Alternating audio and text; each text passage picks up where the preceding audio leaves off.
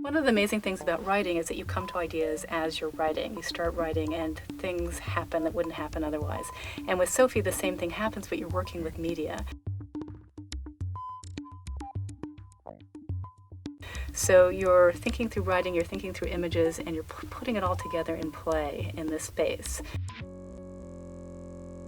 Sophie is software for reading and writing interactive books, articles, and essays. Sophie is free, it's open source, and it's super easy to use. You have your video assets, your sound assets, and your text. You put them into Sophie, and then you start playing, and you start mixing things around. You can very easily drag and drop. You sort of click on arrows, and you kind of progress through page by page. A lot of other software applications are much more difficult to use. This lets you jump in and begin working immediately. It's fairly intuitive for anyone who's used YouTube or any of the browser-based applications. And in fact, one of the new things about Sophie is that it will be browser-based, or you'll have the option of having it be browser-based. You don't need years of programming skills. You don't need to go to a special class to learn elaborate technical skills. You just start playing. Sophie was invented by Bob Stein from the Institute for the Future of the Book, and it grew out of a longer research project that he's been working on to really rethink the book in the 21st century. Sophie invites you to rethink text as movie.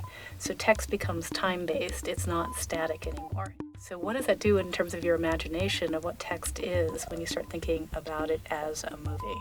I think it's really a new way of writing, and it's writing with images, and it's images with writing. It's really a new rhetorical form that we can't imagine it yet because we haven't really done it.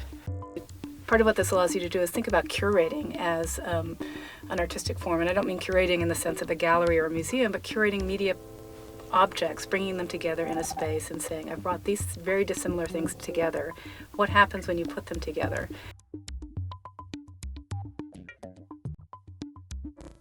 I think one of the hardest things about writing journalism, especially about the arts, is that you often don't have the object to you can only describe the object, and if you're describing a film scene, you are stuck with words, or you might have an image. Sophie lets you bring that film scene into your review or your essay. It lets you bring that material there so that the viewer gets the full sense of what it is that you're talking about. And you can do comparative analysis. You could say it's like this symphony is like this symphony. You can bring the two things together and really create an experience where the reader really gets a sense of what it is that you're referring to. Design is very much in the foreground of our culture right now. People are attentive to design and to issues around design. Everything that you look at is designed, even a piece of paper with black text on it. That font has a history, it has ideological constraints. And design is not something that we've been asked to think about as writers. And as Sophie makers or producers, you need to think about design. How does the text and the image and the video go together? What is their relationship? We had a group of 12 faculty members and graduate students take their research and try to manifest it as a media-rich object. And the outcome of that workshop was really the tension between gathering all of your material together in an easy-to-use form versus composing in a new way.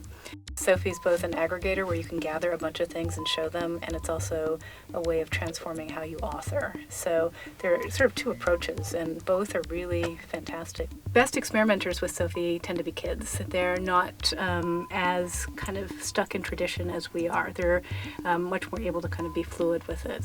We've also seen it used in classrooms for middle school students where you're working on poetry, maybe doing analysis of a poem in English and a poem in Spanish and comparing the translations. So things like that, and where you would have the sound of the reading of the poem in addition to the poem, and then maybe a video. So we've seen lots of different groups use Sophie. One of the exciting things is how easily people take to it. With Sophie, often there's a sort of aha moment or epiphany where it's all working and you realize, oh, the possibilities here are incredible.